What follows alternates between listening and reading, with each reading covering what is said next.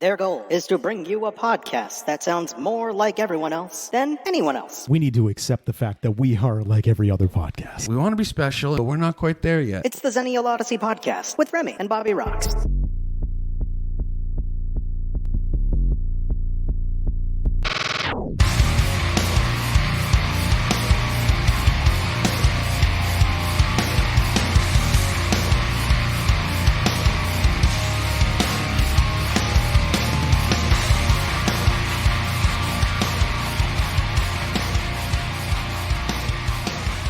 All right, Rem, is there a point to this episode today? I think there is a point to this episode today. I think that the point of today's episode is we're going to talk about the institution and infrastructure of television. Yeah, so for people who remember, in season 1, we talked about the television shows that influenced us as children. They've influenced our worldviews. They influenced a lot of things. Now, one thing that we wanted to discuss is we wanted to discuss how television changed in our young adulthood and what happened because of that and where we went and where it never went back to. And what I mean by that is, so we mentioned a lot of television shows. By my own admission, we did not mention some of the most popular television shows that were on TV. Seinfeld, we did not mention Seinfeld. We mentioned Married with Children a little bit, but I think that 90s comedies have aged terribly. I think we could do an episode on things that have aged terribly because that's its own. Yep. Because I had this thing where I tried to rewatch Seinfeld and Friends recently just to see if like the hype was whatever. Watching something now compared to then is like, oh, look at the casual racism. Oh, look at the sexism. Oh, look, casual sexual assault. It's kind of, and I'm not conservative, but it's kind of disturbing to an extent. Rem, can I full disclosure here? Seinfeld hated women. Can I full disclosure here? Yeah. I hated Friends and Seinfeld, and I still do. Perfect. I mean, if you were to ask me, have I watched any episodes of Seinfeld? I have. Yeah. Maybe I've watched like 10. Yeah, it's not over the course of my entire life. And I won't lie, there are some episodes they have that are really good. Of course. Festivus, because I reference Festivus all the time. Yeah, I think hilarious. Festivus is a great thing. Yeah. I think when there was an episode where they were making an episode about their lives and they had Jeremy Piven on to be the George Costanza. I think that's hilarious. Oh, there's always moments, you know? Or the soup Nazi. The soup Nazi. Yeah, that's iconic. That's iconic. Couldn't do it now, though. No, you couldn't. But like Friends, I may have watched one full episode of Friends in my life and I still don't get it. It's super overhyped. I don't get how it made 10 years. Like on the air. Yeah, it's one of those things where it became an institution for some strange reason. But it's if you watch it now, like, yeah, there are a handful of funny jokes, but it's elitist white New Yorkers sort of being elitist white New Yorkers. And yeah, I don't think it was the masterclass that everybody thought that it was at the time. I think that, yeah, I mean, looking back on 90s comedies, I feel like it was the golden age, but I don't know about that. I think at the beginning of the decade, it was the golden age, like we talked about in Living Color, like which is sketch comedy, but yeah, even we talked about Living Single a little bit, like that, like that stuff was like, damn, like wow. But quickly that fell away, and I don't like to take sides, so I want to preface this by saying this isn't a side taking. This is just my opinion of just the progression of things in our country. In the mid '90s, we had a liberal president, and at one time we had a Democratic House and we had Democratic Senate. In my experience, looking back on history things, we as a society don't like that. We don't like all of one political party having that. So we just naturally we swing like a pendulum. The pendulum swings. We do. So we had the pendulum swing back to Republicans, conservatives getting the majority in like the Senate and things like that. And there's a lot of back and forth that goes like that. But as the 90s progressed, the Christian conservative rank of the Republican Party and the people, their constituents, the people they answer to, were very powerful. They became very powerful. It started in the 80s with those enormously like stadium church type of thing. Super churches and mega churches. Mega churches that just, they had a lot of money. And That's a thing that, I'm sorry, just based on the expression alone, should a mega church. Yeah. It's like a mega pint of wine. But with that comes influence. And maybe when shows that we just talked about inappropriateness, like Seinfeld, Married with Children, The Simpsons, like things like that are institutions, they couldn't touch those. Yeah. But as those shows kind of died out, either in popularity or they went away, the networks had to answer for that. They had to know that they would lose money if they were doing things like that. So we started to get those shows that I don't even know how to word them. You know what the first one that comes to my mind is? The King of Queens. Like the King of Queens. Yeah, it's safe. It's a safe show. It's like, okay. Dude, but I didn't watch it. Not even worth talking about. And that's the only time it's going to get. Yeah, rice is a safe food, but doesn't mean I want to eat it every night for dinner. Yeah, so I feel like what we're going to talk about after, we're going to take a break. We're going to play some songs. We're going to play a song, sorry. Nice. But when we come back, we're going to dive into, while this changed the element for regular broadcast television and basic cable to an extent, we're going to jump into how the game changed. There's your teaser right there. How the game changed. So when we come back from this musical break, we will just dive right into that, everybody. Welcome to the Odyssey, as always, everybody. Welcome to the Zillennial Odyssey, everybody. We love you. Please take your pants off. Black and white, we exist between the lines. With our hands tied, can we ever make it right? Breathing air between beginning and the end. Soft focus cut to us the night we met.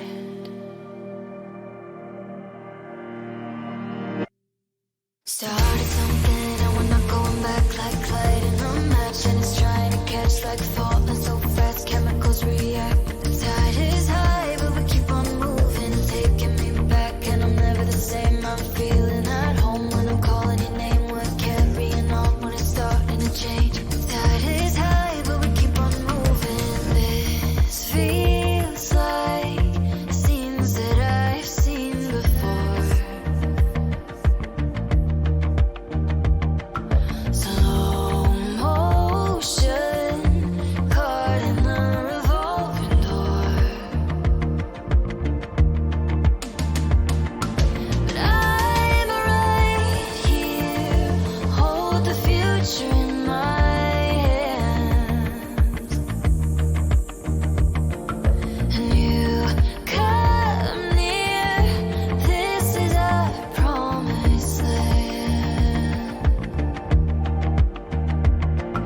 Remind me again how we started something and we're not going back, like lighting a match and it's trying to catch, like falling so fast chemicals react. The tide is high but we keep on moving, taking me back and I'm never the same. I'm feeling at home when I'm calling your name. We're carrying on when it's starting to change. The tide is high but we keep on moving, caught in a thrill 'cause it's better than real life. Say that you will and I'll give you my time. We can be still and the rest of the world flies.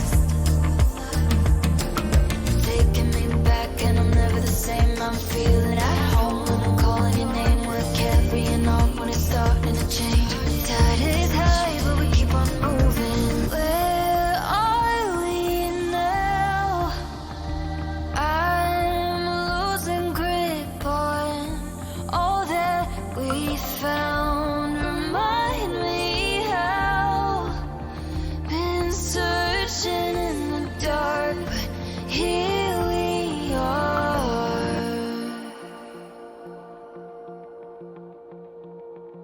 Started something and we're not going back, like lighting a match and it's trying to catch, like falling so fast chemicals react. The tide is high, taking me back and I'm never the same. I'm feeling at home when I'm calling your name. We're carrying on when it's starting to change. The tide is high. Started something and we're not going back, like lighting a match and it's trying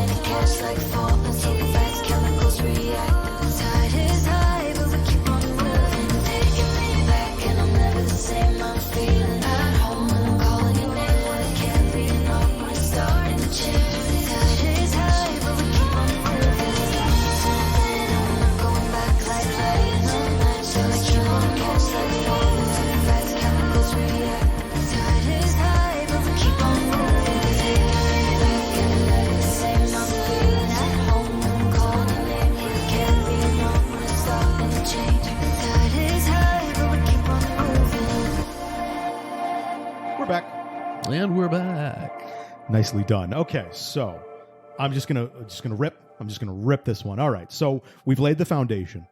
We had shows that were quote unquote risque, shows that honestly wouldn't fly today, and we had people of influence, and I cited the Christian conservatives who didn't appreciate certain things, and they would do their power.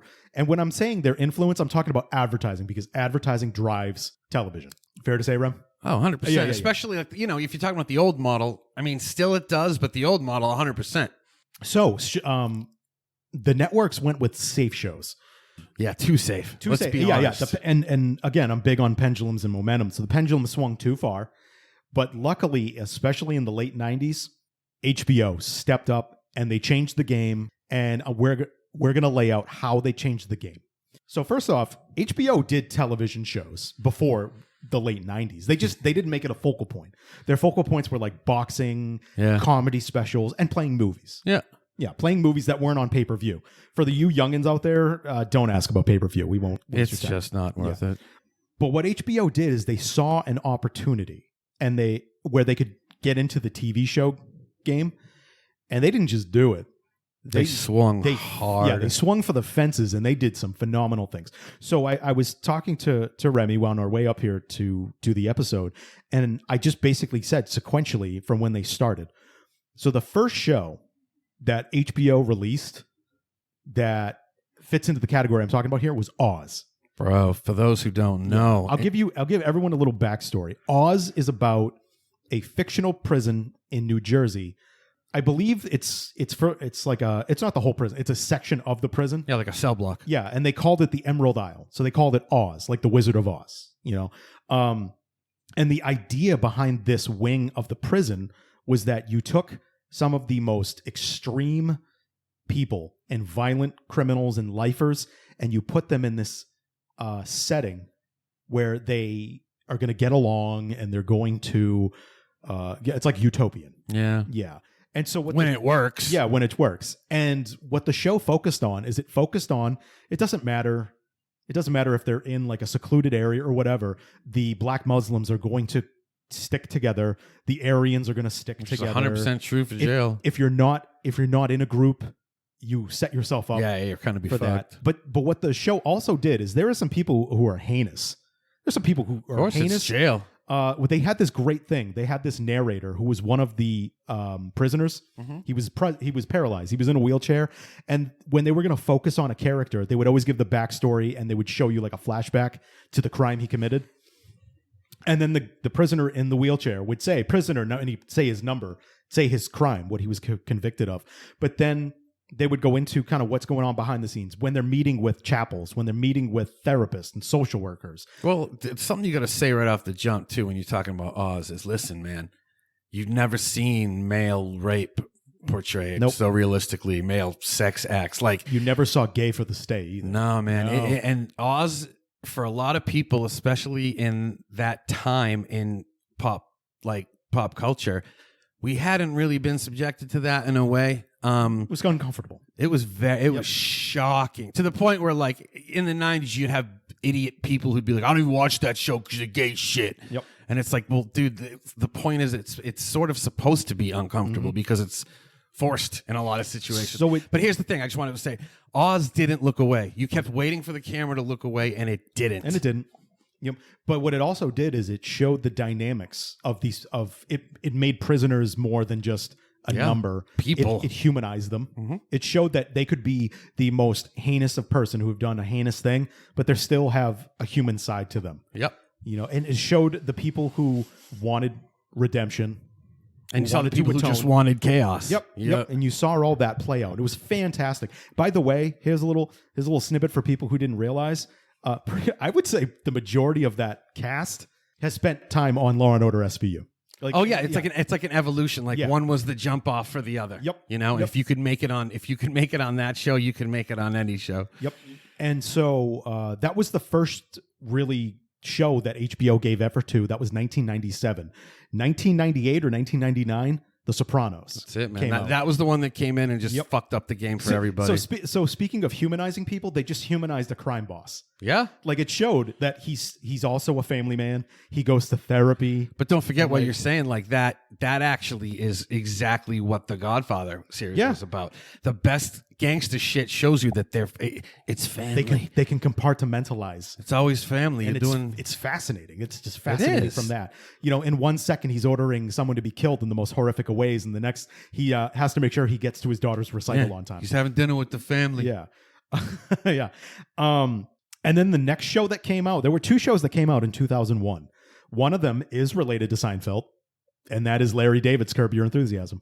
Still a classic. Yeah, and by the way, I have watched Curb Your Enthusiasm. I enjoy that He's saying that because he's not a Seinfeld fan, guys. 400 times. But Larry David was the co-writer of Seinfeld. I know, that's why I'm saying it. Yeah. So, and I love his show. I will always remember there was an episode where they were going to have somebody from Survivor on the show, and then somebody asked him. He didn't know. He thought it was like a survivor of the Holocaust. Yeah. And then somebody asked if like one of their friends that they knew who was a survivor of the Holocaust could come on. And so when they get to the party, it's somebody somebody from the reality show Survivor, and there's that awkwardness, and then everyone's just enamored with the reality star, and you could just see it boiling with the actual survivor of the Holocaust, and then they start going back and forth, and then they just says one of the most terrible lines. It's, "Hey, maybe you heard of our reality show. It was called The Holocaust." And I'm like, wow.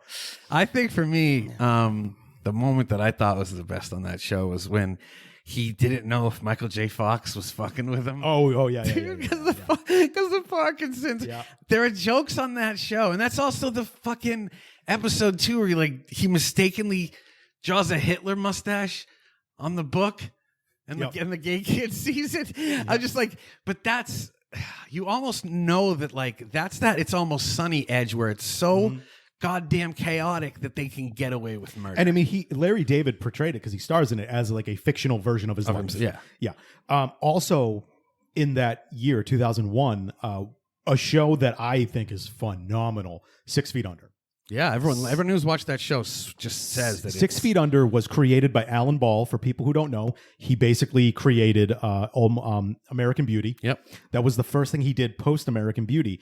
And for people who don't know, 6 Feet Under basically followed the Fisher family, who run a mortuary and funeral home. And the show starts when the father is killed. That's the first death. Every episode starts with the death. And the first episode starts with their father's death and them doing the funeral for him. Michael C. Hall, that was his first big role. Yeah, Dexter. He played one of the Fisher sons. He was gay. And they showed that they showed pretty graphic. HBO did not go around. They showed pretty graphic. I know it's not like sex. It's not always sex, but it shows intimacy. Very intimacy. And I think that's phenomenal. Yeah. But yeah, what I loved about that show is it normalized like our mortality and our death. Because one of the great motifs that show had was that oftentimes the characters, whether they were preparing the body or whether they were there at the funeral, when they're having inner monologue with themselves, it is portrayed on the screen as the dead person. Yeah, they kind of are using the body as the conduit for the conversation. Yeah, mind-blowing. It's also super sad. Yeah. But But that was their point. They normalized death. Agreed. They normalized it. And they also showed us kind of the behind the scenes of the funeral industry. Yeah, I've always been intrigued by that. Yeah. Yeah, the autopsies and the preparing the body and how it's very nonchalant to them because it's a business. But not even just that. Like one of the major story themes in the first 2.5 seasons is that this conglomerate is trying to buy them out. Of course. Yeah, it's a business after all. And they're fighting it because it's a family business and they're trying to do that for their father, his legacy. But then the final episode, my wife will kill me. I'm forgetting her name. Forgetting your wife's name. No, not my wife's name. I know, I'm kidding. No, Saya. There you go. Saya. That's for people who don't So go powerful. YouTube. Go look up the final 5 minutes of the final episode. No, of just 6 watch Feet the whole show and get there the right way. So many things that are just phenomenal, and that show very, very rarely do great shows end on a great note. That show did.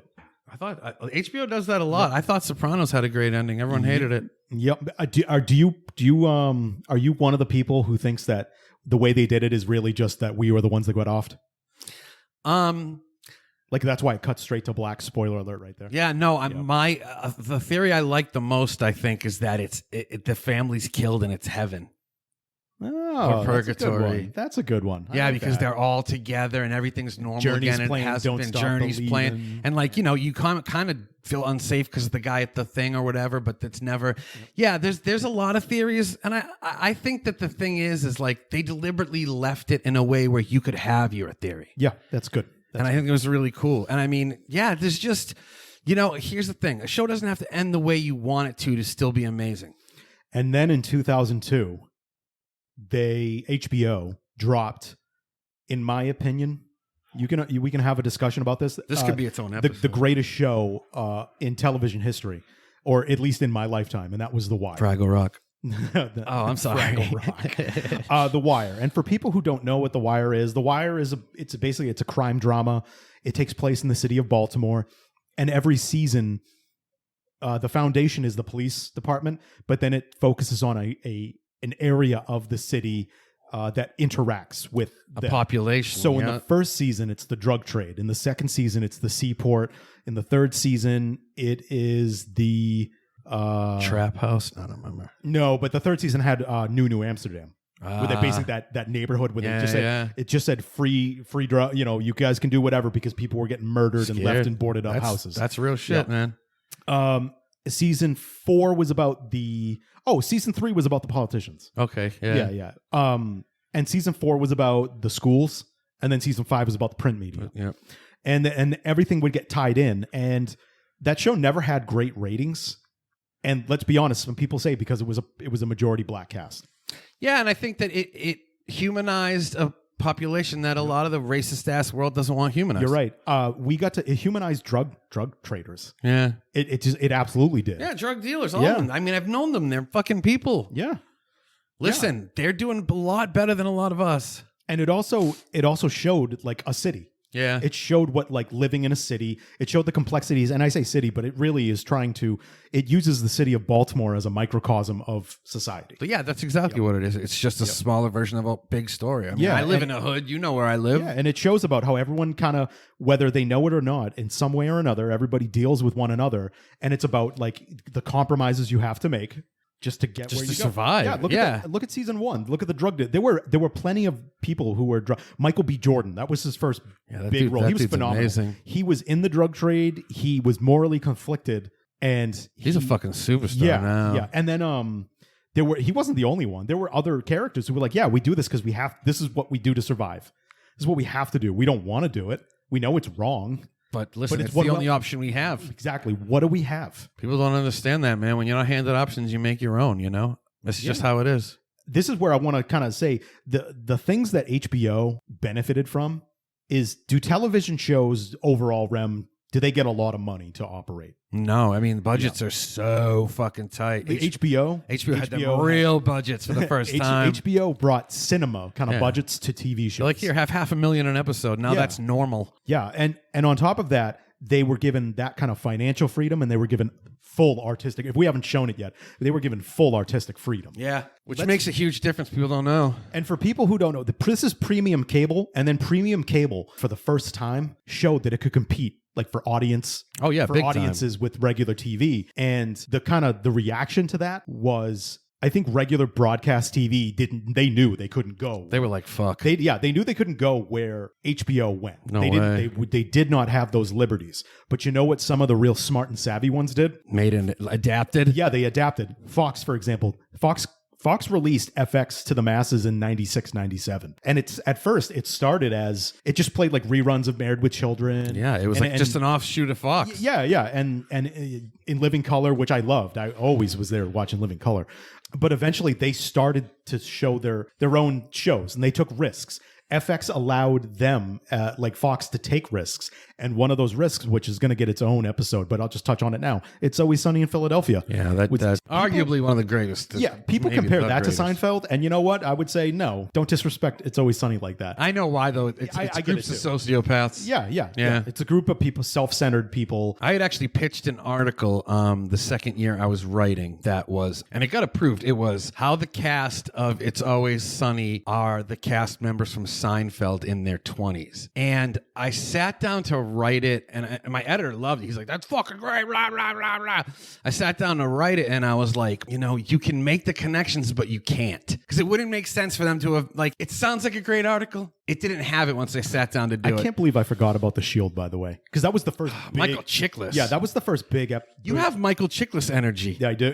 Yeah, now that I think about it, But the Shield was the first. That was the first big show that FX. yeah, had. that show was shocking too. I want people to understand something. Whether it was basic cable or regular TV, that was the first time, like when the Shield came on, that I heard vulgar language on and saw some shit I was shocked at. Yeah, regular TV. When Michael Chiklis is interrogating that person in the pilot episode, and he's just basically sitting there going, "Yeah, you're probably sitting here thinking about sticking your dick in her," and that language never flew. Agreed. Even after 10 o'clock. They said things flew after 10 o'clock. It was bullshit. No, it didn't. I would see things on that show that I don't know how they got away with Exactly. Yeah. And then AMC got on board. And AMC won. AMC, they killed it. You could argue that they killed it just with Mad Men and Breaking Bad. But no, you had Walking Dead, which is a fucking institution. Yeah, Walking Dead 2. These are shows now before that 10 p.m. hour window. Yeah. And there's swears that are on there that, they're considered the 7 swears you can't say on 7 television. dirty words. Yeah, George Carlin. But in all honesty, this is how it changed. And then they got popular. And so what we have, all of these, whether it be premium or whether it be basic cable and broadcast, we have all these avenues that are competing for audience. Yeah. And what it really did is it really upped the game. And all of this went on in our young adulthood. And to me, it built off the foundation of the chances regular television took. Just didn't take. Well, in our childhood. Yeah. Like how it was really more like regular television was taking the chances that Yeah, like NYPD Blue showing buttholes and shit. Yeah. I don't know why that ever mattered. Yeah. I didn't need to see Caruso's ass. Yeah. Yeah. Well, okay, great. He's showering. Dennis Franz was even worse, bro. So then I think broadcast TV, they realized that they still had the issue of what was going to fly, what wasn't going to fly, and how to do it. And they figured out their avenue. And their avenue was the mockumentary style docudramas. Parks and Rec, The Office, A Modern Family. Mm-hmm. That's how they figured out to do it. And when I bring those up, everybody, especially Modern Family, I was talking with Rem. Modern Family was the first time that I think a gay couple has been genuinely portrayed realistically. Yeah, and not as a satire or anything, just not as the butt of a joke, not as over the top. It was what it was. And also that it normalized it too. We had a family here and it normalized it for the family. It was like, okay, yeah, whatever. But my overall benefit is that going back to just HBO, for example, to me, it all started there. And other premium networks started to pick up on it. And that's where we got Shameless. That's where we got Dexter. That's where we got Weeds. Yeah, you could feel that the TV had found a new way to express itself. Yeah, so I'm talking a lot about Showtime, Cinemax, Stars. Stars had Spartacus. Spartacus was dope. Oh, yeah. Jupiter's cock. I used to love when they'd say stuff like that. I felt so bad that dude died. Yeah, I know. That That show would have gone on for at least another couple. That show was phenomenal. Yeah, it was. But here we have the other premium networks now battling it out with HBO, and they're all creating this premium network where I'm sure broadcast TV saw oh wow, we are losing bad. We got to come hard. We're losing audiences. We're losing producers. We're losing actors. We're losing all these people who see premium cable as a springboard using just TV shows. Yeah. And that's the other thing we got to mention is for actors, TV shows became the new shit. Yep. Why make a movie maybe once every 2-3 years when you can work week to week? So that's why you saw huge actors moving on to TV. The other thing that happened too is that premium cable doesn't show commercials. Yeah. You just get a steady flow. Hour. You get a steady, yes, exactly. You get an hour. You get 56 minutes, not interrupted. And you know what? I'm sorry, it's nicer. Broadcast TV could say, yeah, it's an hour-long episode, but the reality is with commercial breaks 44 minutes. It's 44 minutes. And a half-hour show is 22. And people just got tired of that. Yeah. And just, listen, broadcast TV was too safe. Yeah. It was. It got boring. It's vanilla ice cream when you can have a sundae. Yep. I think the pendulum swung too much, though. Like, and now I'm talking about modern times today. Yeah. Like, the pendulum swung too much. So now we have other people that come aboard, and now we have like the left. Yeah. We have like the extreme left, who's like the PC police, and they're like, oh my goodness, we can't talk about all this. We can't talk about drugs. We can't talk like. Don't ever try to stop me. No, what am I stopping you? Oh, No, okay. I got wow, it, you got just it, got fit it. that. As like, Okay, yeah, I bid on sold that. I bid on that because another thing that Fox, even though Fox toned it down, Fox was pretty smart. Like, think about that '70s show. Yeah, never showing the smoking, but never showing show- the smoking. Yeah. For people who don't know the insider trick to this, when they were sitting around and it would go round table and it would move on to the next person, that's because the person previous was getting past the joint. That was the whole thing about it. That was the joke. Yeah, the circle sessions, and that was a big thing that made people in my stoner demographic be like, "Oh my god, it's the best show ever!" Yeah. You know, They're paying because homage to us. yeah, it was like you know Cheech and Chong on TV, and didn't Chong end up on the actual show? Yeah. He worked in the photo booth. Yeah.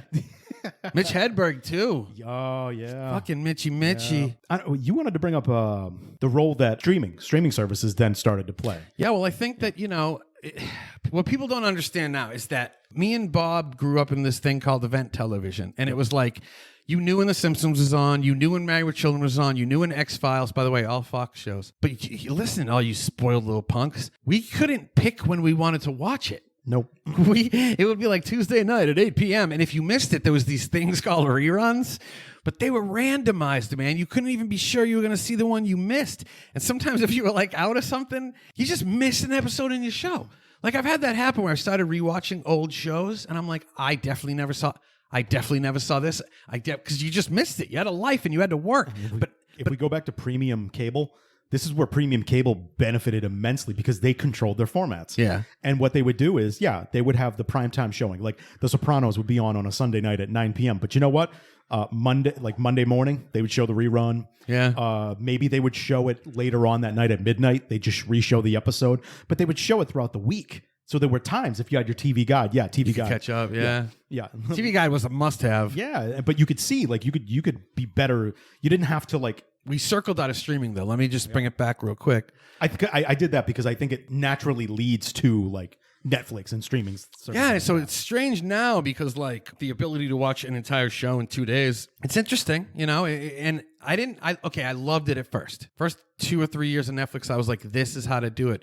But now I'm realizing that sometimes I blow through shows. I do it too quick when I could get a month out of it. But it just shows you like when we'll never be happy as a people because we had it programmed for us. And we kind of didn't like it. Now we have access to it. And it's kind of like, I think Amazon's kind of figuring out the middle of the road thing. And I respect what they're doing. Where now they're releasing 3 episodes on a Friday of their show. So you can still binge their shit in a month. But if you want, you can make it last. Because I remember watching Invincible like that and loving it. Mm-hmm. Knowing that on a Friday, Invincible was waiting for me, you know? Yep. But yeah, it's we've watched the TV model evolve and devolve and evolve, and I think that I have no idea where it's going to go next. I mean, if we're talking like monetary wise, we already kind of see it. We see that every single station is somehow trying to fracture off from the basic model that you have Even to just buy. to have an app. Yeah. So for people like me who love sports, who loves New England sports, Yeah. The New England Sports Network, NESN, they have their own app now.